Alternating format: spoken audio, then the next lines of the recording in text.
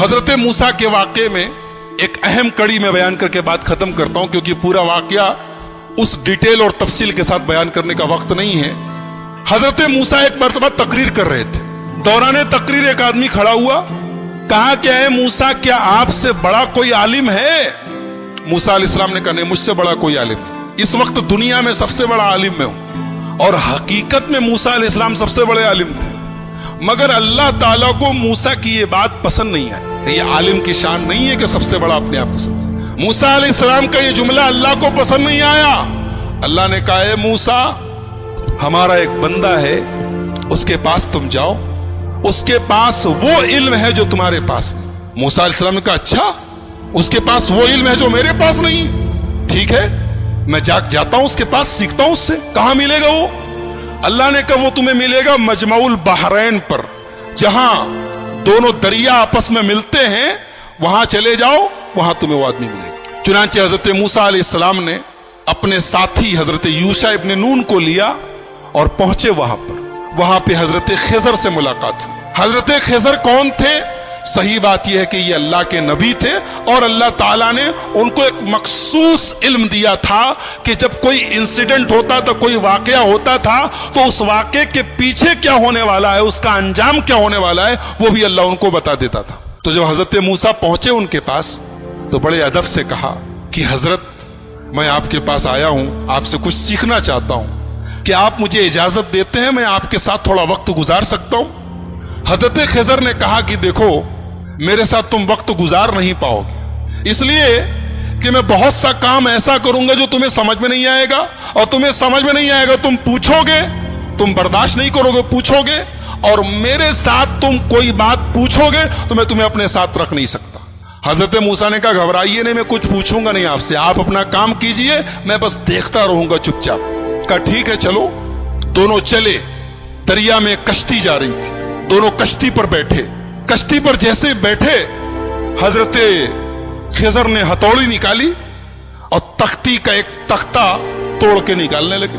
حضرت موسیٰ نے کہا کیا کر رہے ہیں آپ؟ ارے کشتی ڈوب جائے گی، سب مر جائیں گے، سب کو ڈبونا ہے کیا؟ کہا میں بولا تھا کہ تم صبر نہیں کر پاؤ گے، تم برداشت نہیں کر پاؤ گے، بولو گے ضرور۔ کہا کہ اچھا معاف کیجئے میں بھول گیا تھا، اب کچھ نہیں پوچھوں گا، اب آپ جو کرنا ہو کیجئے، میں کچھ پوچھوں گا نہیں۔ اور آگے بڑھے، کشتی سے اترے، ایک گاؤں میں پہنچے۔ گاؤں میں 15 سال کا 16 سال کا ایک لڑکا تھا، اچھا خاصا ٹہل رہا تھا۔ اس کو حضرت خضر نے پکڑا، اس کی گردن گما دی، مر گیا وہ، وہیں پہ مر گیا وہ۔ کہا ارے اقتلت نفسا زکیۃ بغیر نفس، ایک معصوم بچے کو مار ڈالا آپ نے؟ قال الم اقل لک انک لن تستطیع معی صبرا، کہا کہ میں جانتا تو تم صبر نہیں کر پاؤ گے میرے ساتھ، تم برداشت نہیں کر پاؤ گے۔ کہا اچھا معاف کیجیے، اب آخری چانس دے دیجیے، اب اگر میں کچھ پوچھوں گا آپ مجھے چھوڑ دیجئے، آپ اپنے راستے میں اپنے راستے۔ کہا ٹھیک ہے۔ آگے پہنچے، ایک گاؤں میں گئے، ایک بستی میں گئے، دونوں بھوکے پیاسے تھے۔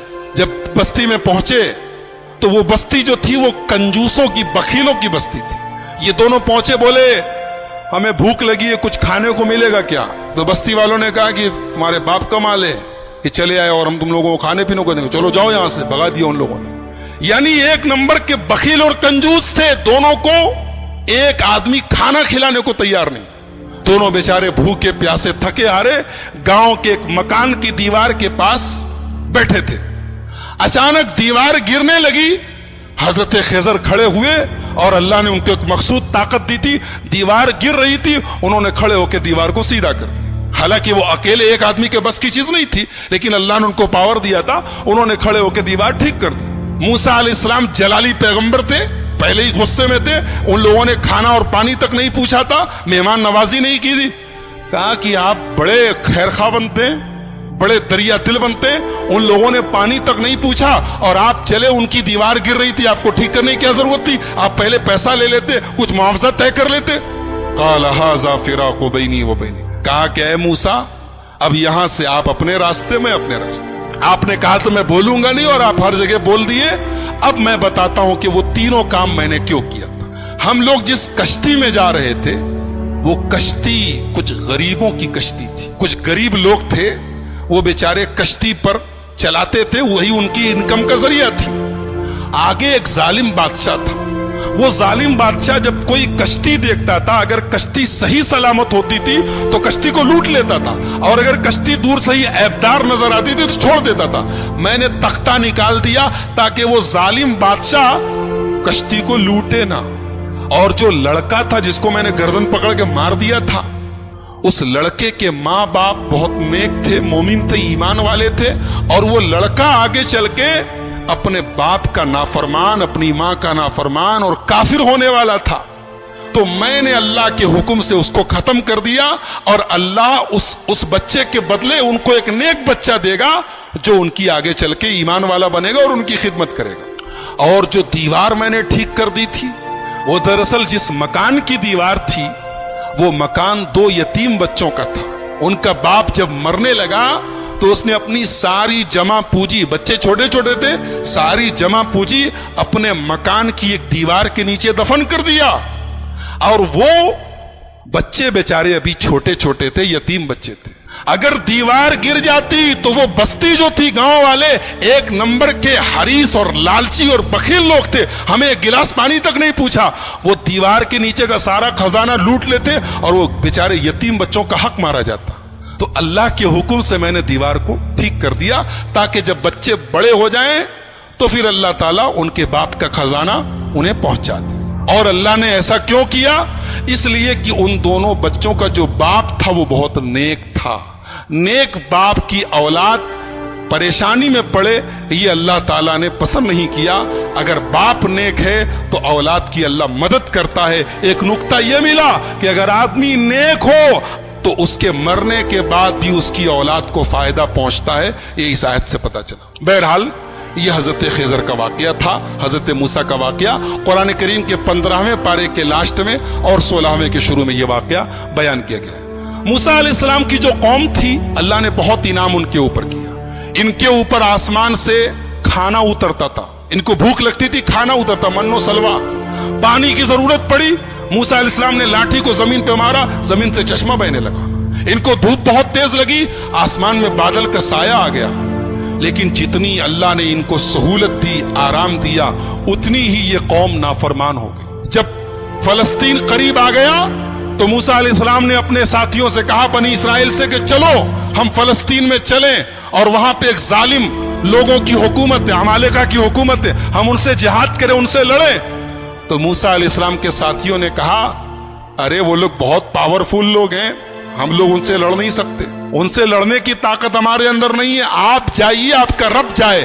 اذهب انت وربک فقاتلا، اے موسیٰ تم جاؤ، تمہارا رب جائے، اور دونوں جا کے لڑائی کرو، ہم لڑنے والے نہیں ہیں۔ یہ حال تھا بنی اسرائیل کا۔ ایسے ہی نہیں ہم لوگ سورہ فاتحہ میں پڑھتے غیر المغضوب علیہم ولا الضالین، اے اللہ ان کے راستے پر نہیں چلانا جن کے اوپر تیرا غضب اترا۔ اللہ نے اس کو جتنا نوازا تھا، اس قوم نے اتنی ہی نافرمانی اور اتنی ہی بدکاری کی۔ سوچیے اللہ کی کتنی بڑی گستاخی ہے، رسول کی کتنی بڑی گستاخی۔ کہہ رہے ہیں موسیٰ تم جاؤ، تمہارا رب جائے، تم لڑو، ہم نہیں لڑیں گے۔ اور دوسری طرف ہمارے پیارے نبی جناب محمد الرسول اللہ صلی اللہ علیہ وسلم جب غزوہ بدر کے موقع پر اپنے صحابہ سے مشورہ کرتے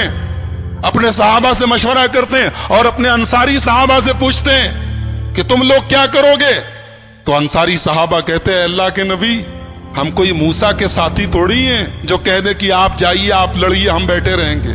اے اللہ کے نبی اگر آپ سمندر میں اترنے کہیں گے، آپ کے صحابہ سمندر میں اترنے کو تیار ہیں۔ اسی لیے ہمارا ایمان ہے کہ دنیا میں جتنے نبی آئے، جتنے رسول آئے، سارے رسولوں میں سب سے بہترین صحابہ، سب سے بہترین ساتھی اگر کسی کو ملے تو ہمارے پیارے نبی محمد الرسول اللہ صلی اللہ علیہ وسلم کو ملے۔ تو ان لوگوں نے کہا کہ موسیٰ آپ جائیے، آپ کا رب لڑے، ہم نہیں لڑیں گے۔ اللہ نے سزا نازل کی کہ اب 40 سال تک تم لوگ فلسطین کو فتح نہیں کر سکتے، اب 40 سال تک اسی صحرا میں تم گھومتے رہو، اسی میں پریشان رہو۔ اور اسی 40 سال کے دوران حضرت موسیٰ کا انتقال ہو گیا. بعد میں ان کے جانشین بنے حضرت یوشع ابن نون اور ان کے دور میں فلسطین فتح ہوا اور فلسطین پر پھر بنی اسرائیل کا قبضہ ہوا. تو یہ چونکہ حضرت موسیٰ کی زندگی کے بعد کا واقعہ ہے اس لیے وہ ہماری گفتگو کا ٹاپک نہیں ہے. حضرت موسیٰ کی زندگی میں ہمارے لیے بہت ساری عبرت اور نصیحت ہے. سب سے بڑا سبق یہ ہے جس کو اللہ رکھے اس کو کون چکھے, جس کو اللہ رکھے اس کو کون چکھے. موسیٰ علیہ السلام پانی میں ان کی ماں ڈال دیتی ہے لیکن اللہ نے کیسے بچایا ہے, اور فرعون جو ان کا دشمن تھا اس کے دربار میں اللہ نے ان کی پرورش کروائی ہے. اور پھر اللہ نے اس موقع پر جب موسیٰ کی پوری قوم, موسیٰ علیہ السلام کی پوری قوم کہتی ہے کہ ہم پکڑ لیے جائیں گے, گرفتار ہو جائیں گے, لیکن حضرت موسیٰ نے اللہ کی ذات پر ایسا بھروسہ اور یقین رکھا کہ اللہ نے ان کے بھروسے کی لاج رکھی اور سمندر کے اندر, دریا کے اندر راستہ بنا دیا. تو میرے بھائیوں, بہت سارے سبق ہیں, بہت ساری عبرتیں ہیں, نصیحتیں ہیں. آئیے ہم اللہ سے دعا کریں اللہ تعالیٰ اس جلیل القدر پیغمبر کی سیرت کو ہم سب کو سمجھنے کی اور اس سے جو عبرتیں نصیحتیں حاصل ہو رہی ہیں انہیں اپنانے کی توفیق عطا فرمائے. رب العالمین ہمیں نبیوں کے واقعات کو پڑھنے اور سننے کی توفیق عطا فرمائے. رب العالمین ہماری اصلاح فرمائے. رب العالمین آج کے ہمارے جمع ہونے کو قبول فرمائے. کہنے اور سننے سے زیادہ عمل کی توفیق عطا فرمائے. جب تک ہم دنیا میں زندہ رہیں اسلام پر زندہ رہیں اور خاتمہ ہمارا ایمان پر ہو. آمین. وآخر دعوانا الحمد للہ رب العالمین. والسلام علیکم.